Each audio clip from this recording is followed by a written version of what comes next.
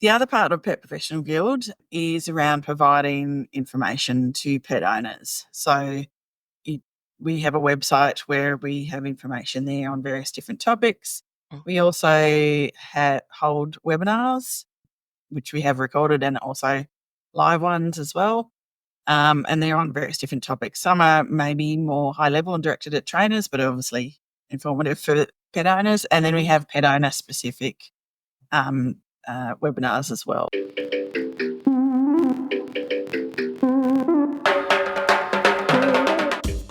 Hello, humans and puggies. Welcome to the Pug Life Show, brought to you by Pug Parties, because your pug deserves to be the best dressed at the porty. And you can check out their outfits at pugparties.com. I'm your host, Donna, and with me are my puggy co-hosts, Rosie and Kenji. So today I'm talking to Sarah, the president of the Pet Professionals Guild Australia, about the services they provide the Fur-pawrent community and why they do it. Now, I know the name sounds very officious, and I would understand you thinking that today's conversation might be a little bit dry, but I'm telling you it's neither. It's both fascinating and very informative.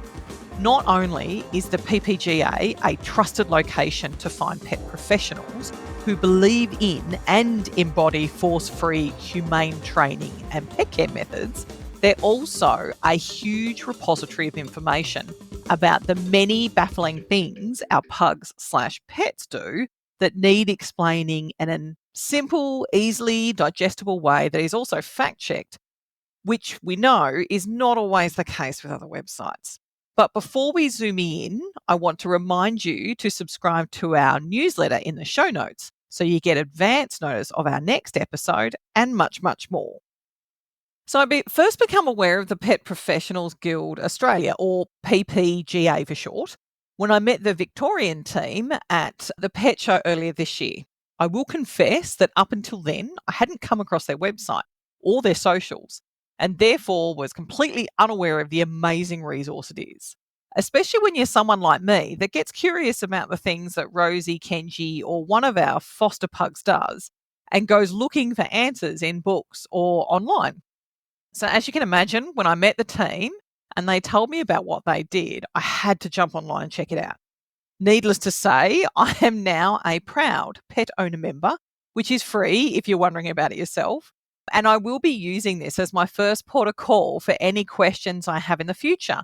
Not to mention, I will be reaching out when I need the use of a pet professional that I don't already have a contact for. It's a one-stop shop resource. It's incredible. So please sit back and enjoy learning all about your new best friend website for all things pet/pug.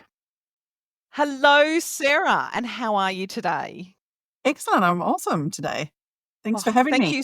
Thank you so much for joining us. So you are the president of the Pet Professional Guild Australia, which, thank God, shorts down to PPGA.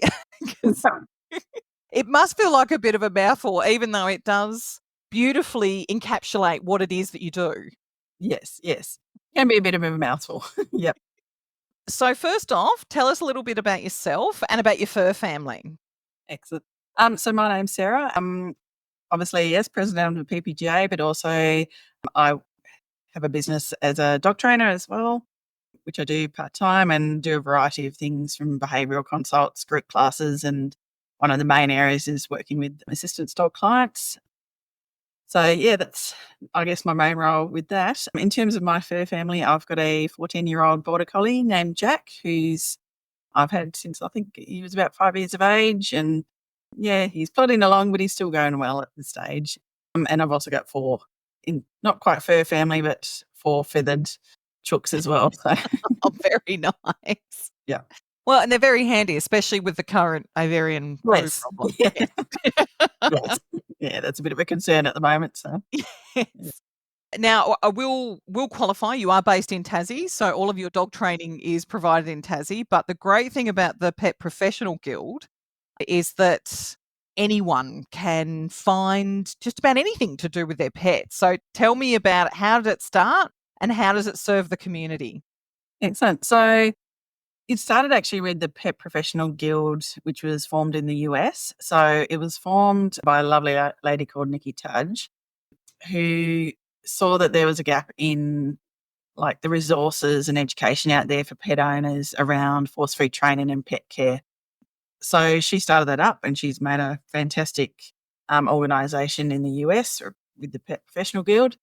And then, and now I don't know the date exactly, obviously that came to Australia, which I think was roughly, oh God, probably mid Jump on the 2000. website. I bet you. I think it was 2007. No, 2012. So 2012. 12 years old. Yeah. So yes, it came to Australia and it got formed, and essentially the Pet Professional Guild Australia is committed to it's a membership base for dog trainers. So we have different levels, or sorry, I shouldn't say dog trainers, it's actually for pet trainers.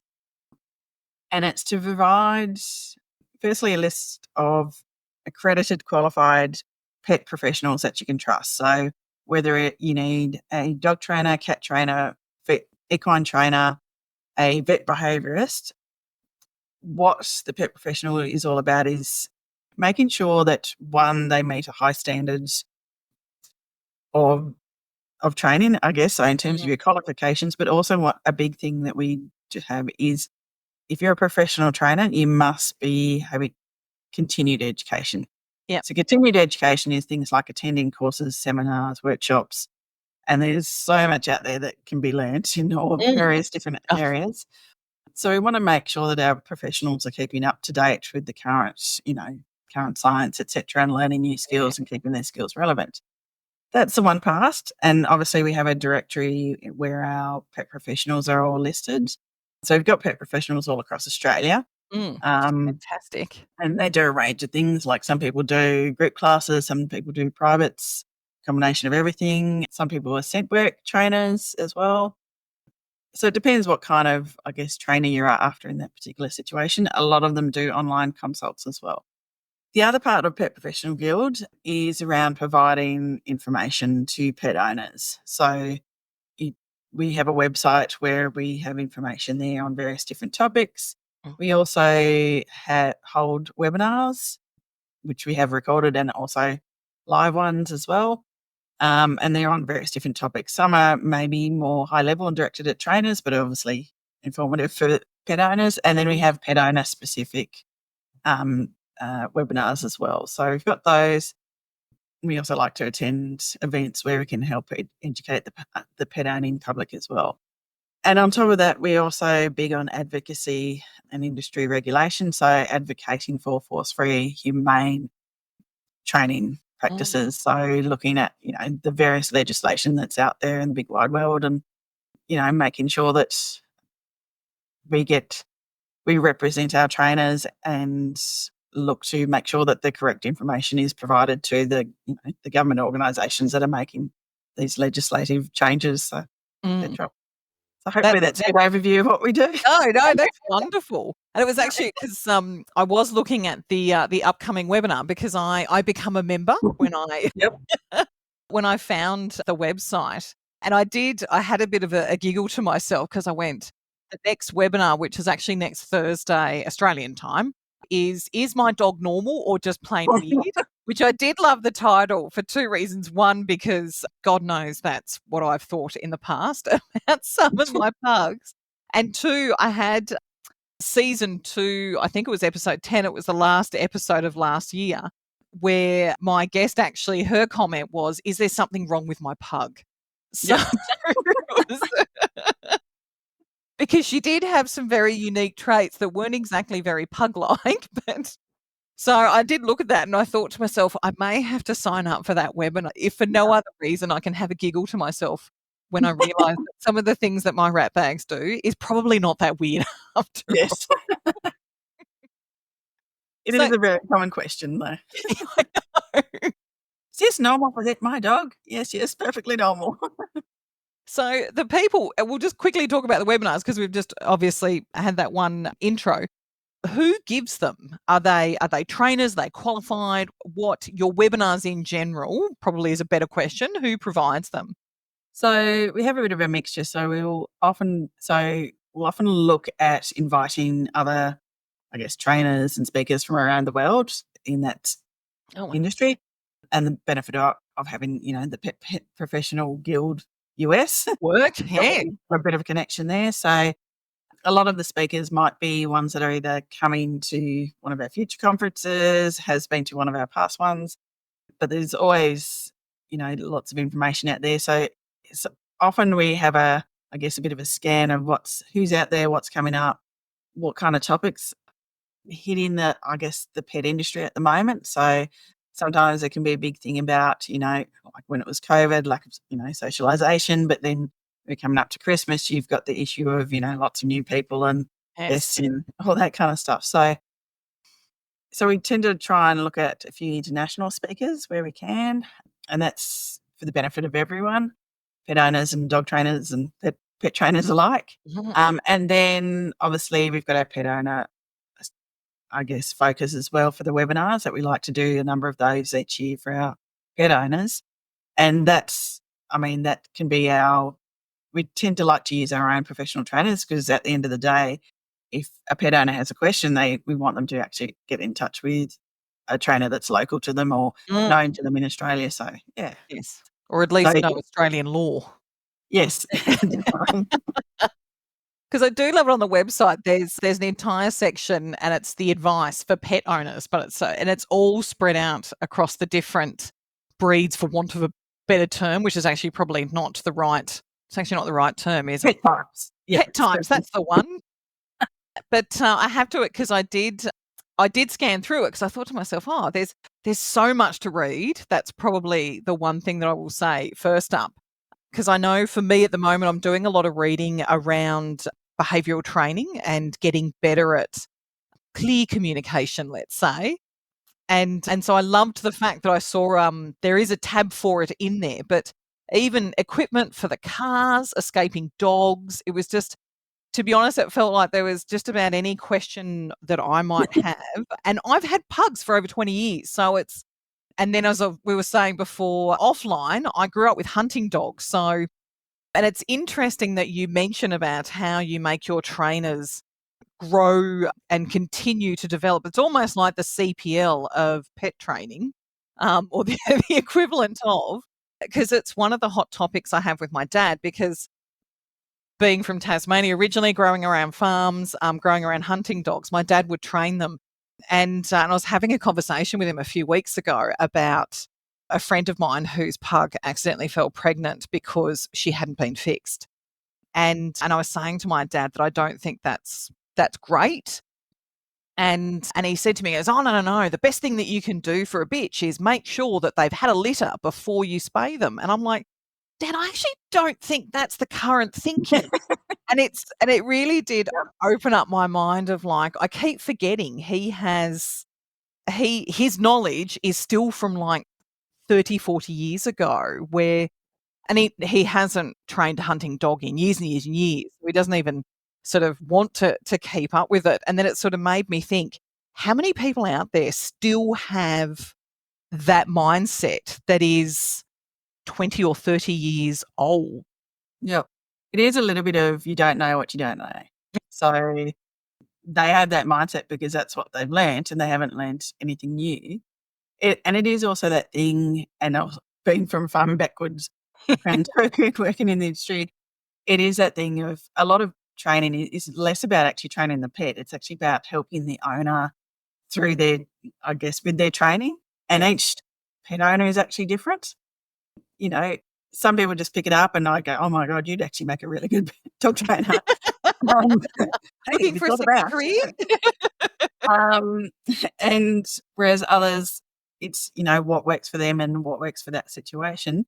And a lot of it's just helping people, guiding them through, and everyone learns in a different way. So it's what works for them. Some work really well with visual demonstration, others work better with, explaining, the benefits of doing it this way, etc. So it's an interesting one. And I do get a few farmers actually through the course, my group classes. So it's quite interesting seeing that there's slowly a little bit of a change in that area.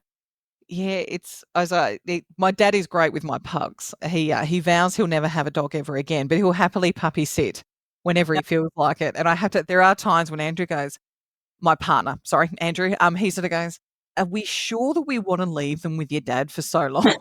And I have to admit, it was a few years ago. We went away for 3 weeks overseas, and I'd left a very strict instruction rules around what my pugs, who were Winston and Charles at the time, this is what they eat in the morning, this is what they eat in the afternoon, these are their personality traits, this is what they like to do. And Winston was a typical black pug. He was always naughty, always into things, whereas Charles was very laid back but very quick-witted.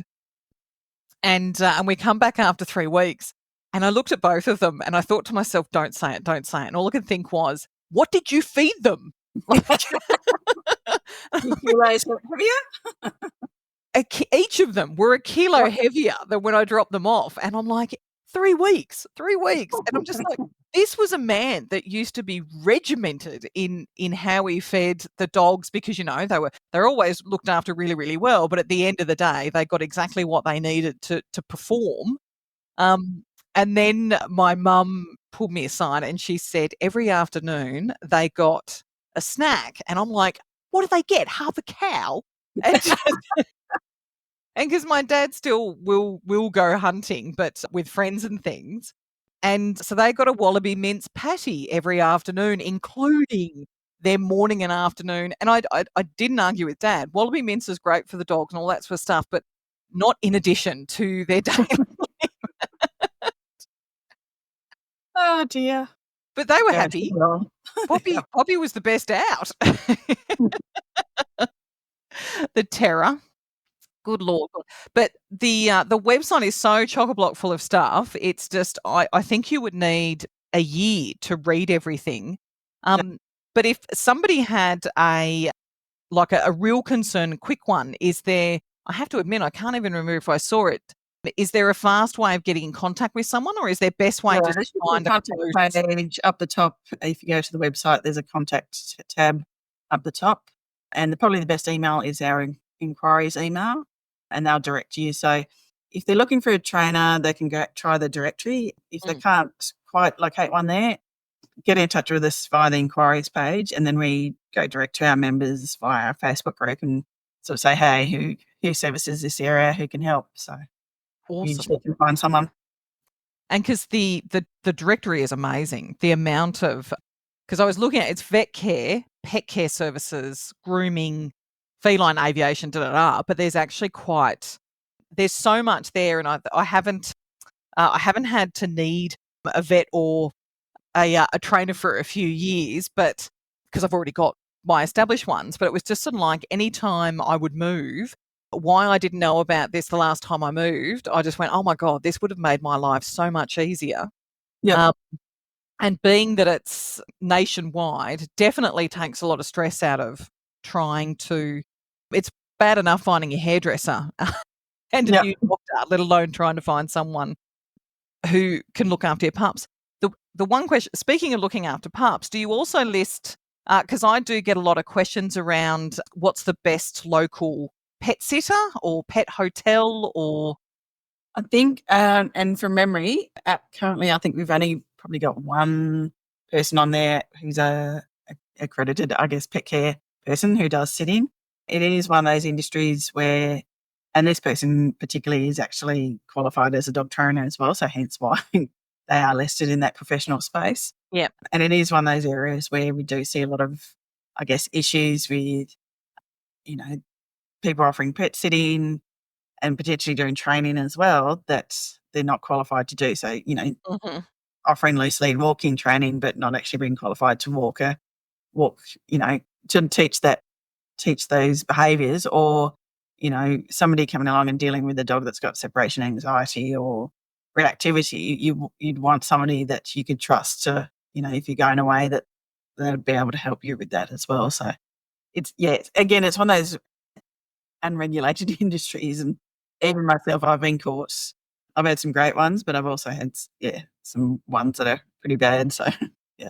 No, I agree. And I have to, separation anxiety also seems to be one of those key topics that comes up in pug groups a lot. So this is a fantastic service to be able to find someone who's best placed to assist with that, especially when you've got a new rescue. You decide to rescue as opposed to to buy, and then you've got that transition period where a lot's happening, it's actually the perfect time to be coming to the PPGA and looking for someone in the local area that can help you with that transition.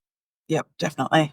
Now, the great thing is you were saying before, like, as I said, I'm a member, and we should mention that membership for the Humble Human is free. You get access to all of this information and people don't have to pay for it, which I think is great for, because God knows pet insurance is ridiculously expensive. There was a question I was going to have. But with the webinars, I'm assuming that's kind of where you cover your expenses because they do have a cost. Yep. Yeah, they do have a cost. Very the benefit of the webinars, they are recorded. So if you can't make it, then you can go back and look at it. And we also keep our recorded webinars for as long as we can. And, if there's a demand for one that we don't have on there, we bring it back as well. So, and yeah, so there is a fee. So if you're joining as a pet owner member, and I'm doing this off the top of my head, I think there is a $20 fee initially to join.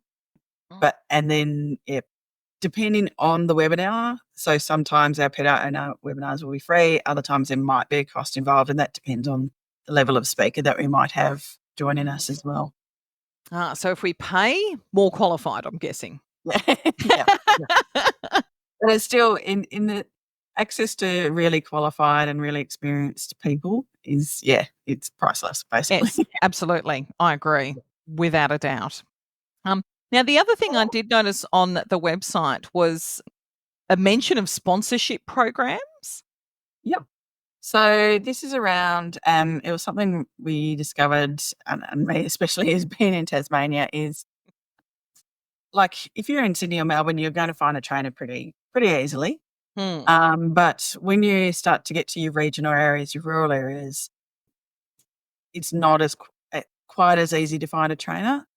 And it was that desire to get, like, for myself, I could quite easily have 2 or 3 more trainers down here in my area, because I'm booked out for ages. So this is where we call it a scholarship program, basically, and it was around helping, I guess, potential dog trainers or pet trainers who were interested in doing that and wanted to get a qualification.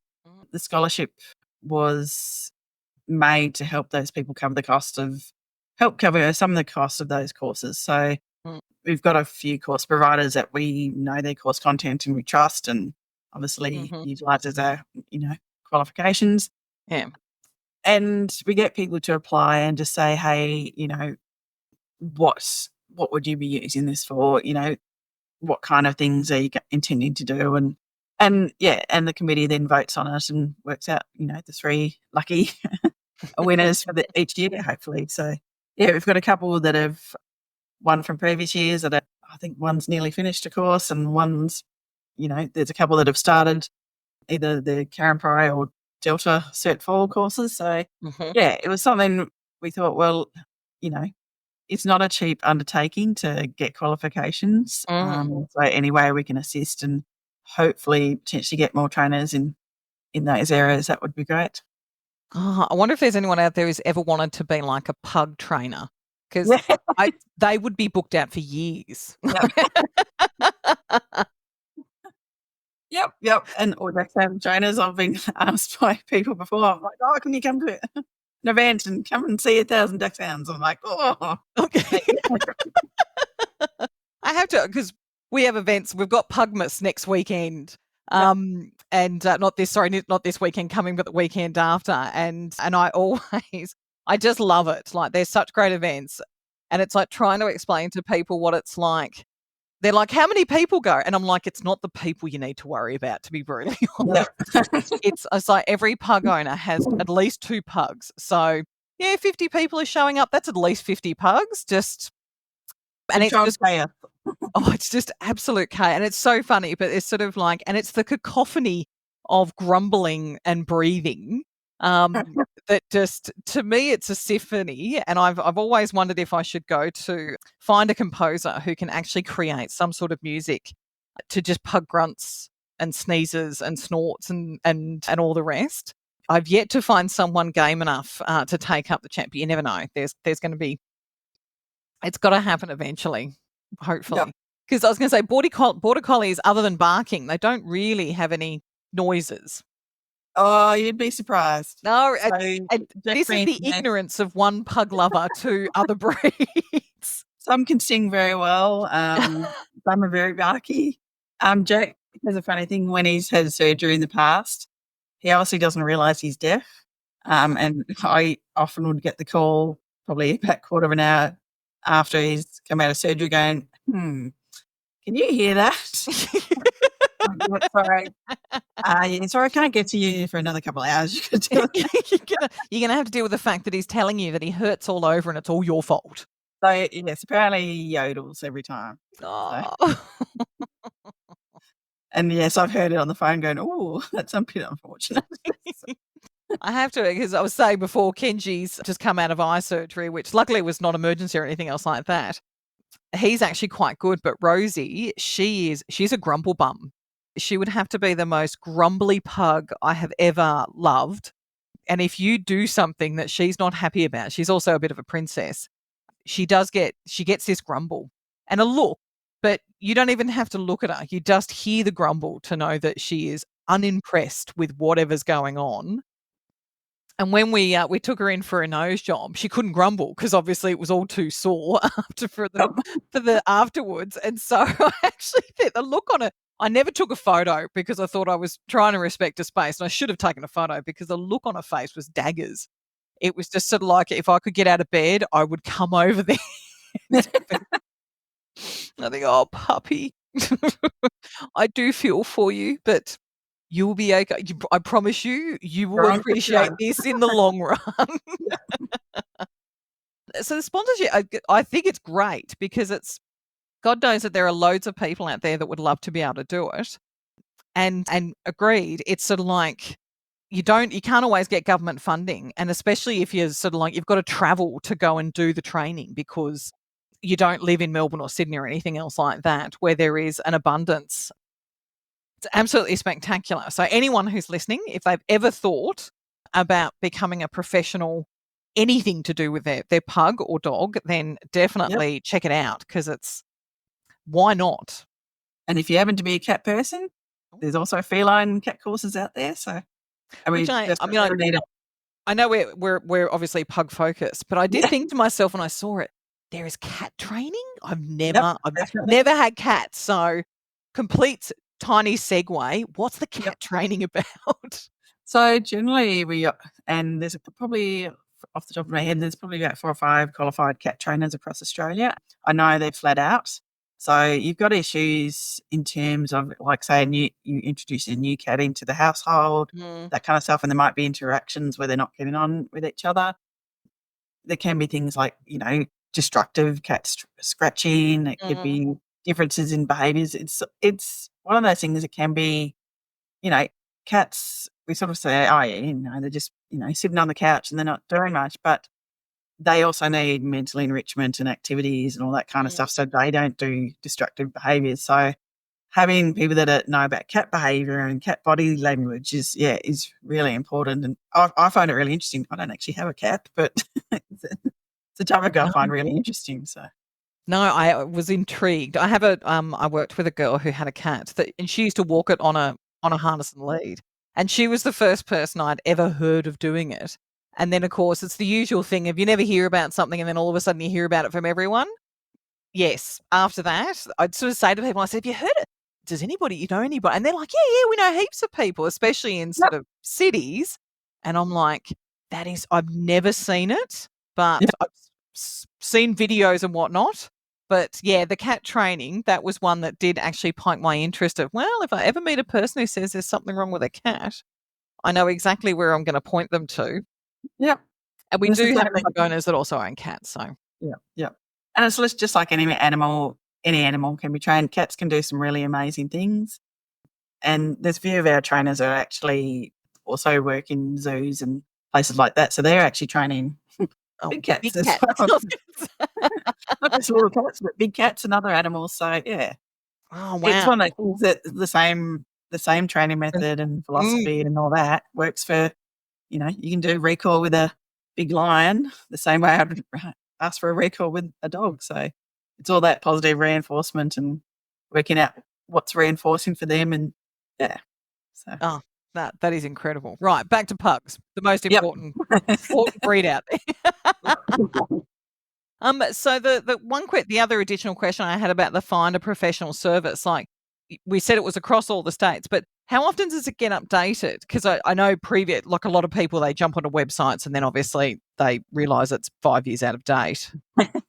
So with our professionals, all our members, basically you have a renewal each year. Some members, when they reach a qualification, they might go from an associate or provisional level to a professional. So as soon as they're updated, the directory gets updated. So as soon as we have a new trainer, they'll pretty much be on the directory. And same is it also the other way. If any retire and aren't doing dog training, they'll go off as well. So yeah, we try and keep it as up to date as possible. No, that's incredible. As I said, there's nothing worse than thinking you found the perfect person to then find out that the website's 5 years old and yes, they no longer do it. They hate dogs. They've decided. Not that I've met anyone about that before. Now, we were talking about the articles before, which, as I said, I'm very much into behavioural stuff at the moment. That's my thing. Kenji is on Prozac, or puppy Prozac, I should say, because he was from a breeder as well. So his anxiety was through the roof when he was surrendered to Pug Rescue. So I've been doing a lot of reading since then about dog mental health, and I'm currently reading The Other End of the Leash. Yes. Yep. Learning about how my behaviour is actually causing some of his anxiety. Yep.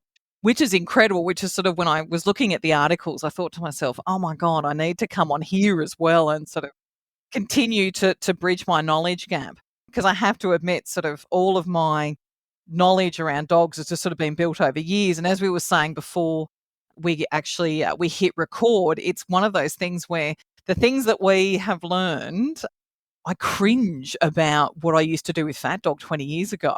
Yep. And I would never do that now, but Yep. there's nothing you can do about that. So he still loved me, thank God, and I still loved him. It was definitely not out of malice if I ever did anything that we now know to be more destructive than anything else. But these articles, there are so many of them. So who writes them? So with the articles, yeah, it's a variety of trainers. Often we might do a call out for, hey, we've got this topic. Does anyone have anything on it? Alternatively, we have trainers that go, hey, I've written something on this. Are you guys interested in popping it on the website? So it's a bit of a combination of both. Yeah, so we like to sort of also link to resources that potentially our trainers have developed as well. So some of them actually have some pretty specific businesses. Yeah. So are the articles peer reviewed, for want of a better term? So do you guys so anything them before they? Yeah, so anything like that has to come through our what we call our marketing subcommittee, who runs the website and everything like that. So, and obviously that's a committee of trainers that can sort of double check and make sure all the information is correct as well. Yeah, because it's also one of those other things where times you Google stuff and then you get an entire page of advice and then you read all the advice and go, I've just read 5 things that are all completely contradictory. Yep. And I'm now not 100% sure what in God's name I'm going to do. So, because the one thing I did say that with the webinars, do you have videos and things like about the basic stuff like sitting? And that was the one thing I didn't actually find, I have to admit, but I didn't. Nothing like that. That's something we want to do over time. So we obviously have our Facebook public page, which we like to do things called like Training Tuesday, Theory Thursday, Feline Friday. We do encourage our members to, when they, if they've got videos, we might utilise them in our public posts as well. It is something, again, it's one of those big things. We are a volunteer committee that runs PPGA. So Yes. we have lots of interesting projects, just not enough time to do all of it. So it's one of those things we do want to do more social media and more videos of, the topics. But if there is people out there that go, hey, do you have something that teaches us about this or this? Let us know.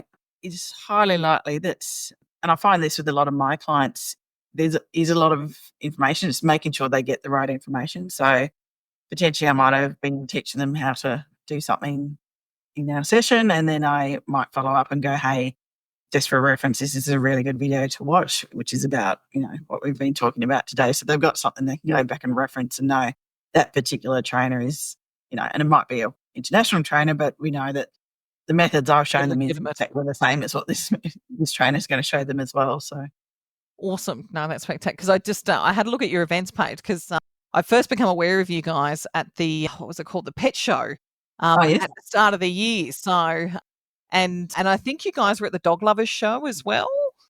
Yeah, was it called the Dog Lovers show? I'm trying to. That might have been APDT Australia, and then we were at the vet show, I think, in Sydney.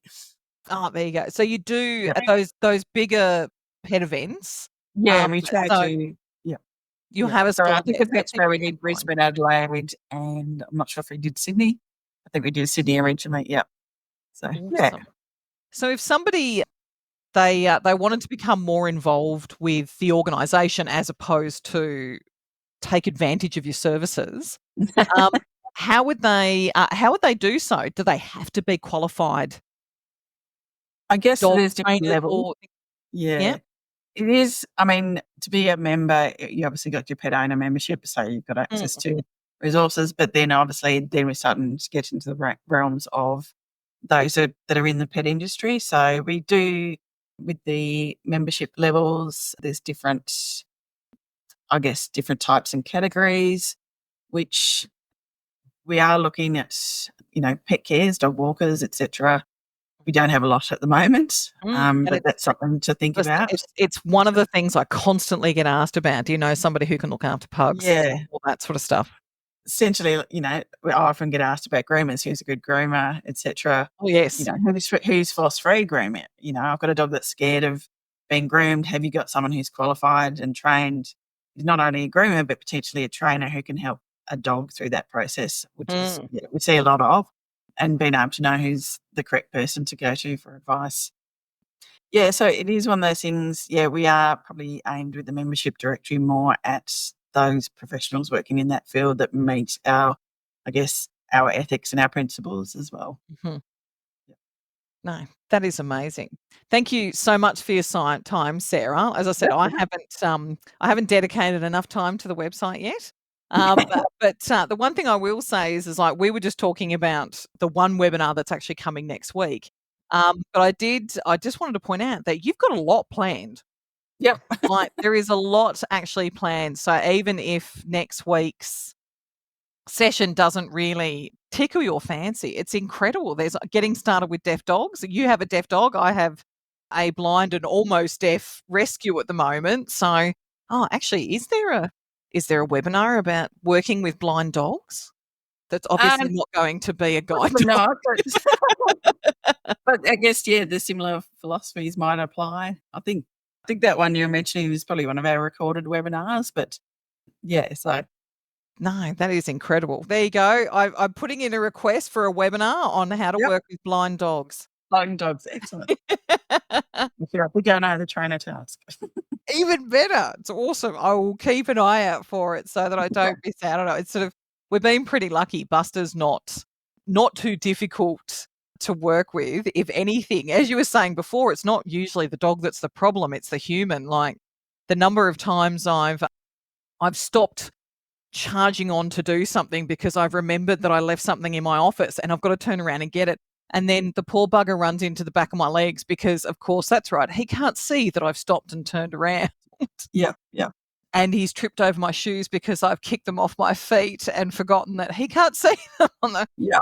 I feel like the worst pug mum ever. Yeah, it's one of those things. I know with blind dogs, they often recommend, making sure that you keep, you don't change the house setup that, very often, and you sort of get them used to doing a bit of a routine of a walk around that particular area so they can get used to the, because when they're walking, the other senses are, highly, they're going to feel vibrations, they're going to feel differences in air pressure, smells, all that kind of stuff. So they'll pick up and go, oh, I think I'm in the lounge room now, or I'm here. And probably, I know with my boy, obviously being deaf, it's waiting for him to, sense that I've arrived home. So often if he's asleep, I'll wait for, my scent to waft past him, basically. which depends. Or the vibration of me walking in, or the door moving, etc., might be enough to wake him. And I'm amazed at his capability. Like, having never had a blind or deaf dog for that matter. I've had most of my pugs have gone deaf with old age, which is very different to introducing one who's already that way. So it's been quite interesting because I had an expectation that Buster would be less capable than what he is. Like, I've been really surprised. He figured out how to use the doggy door overnight. Yep. And I was kind of thinking to myself, okay, I need to set my timer so that every 2 hours I take him outside and he can go to the toilet. And I went to take him to the toilet and I'm like, where's Buster? And I'm like, oh my God, it's the first day and I've already lost him. I'm a really bad foster mum. And then he come back through the doggy door.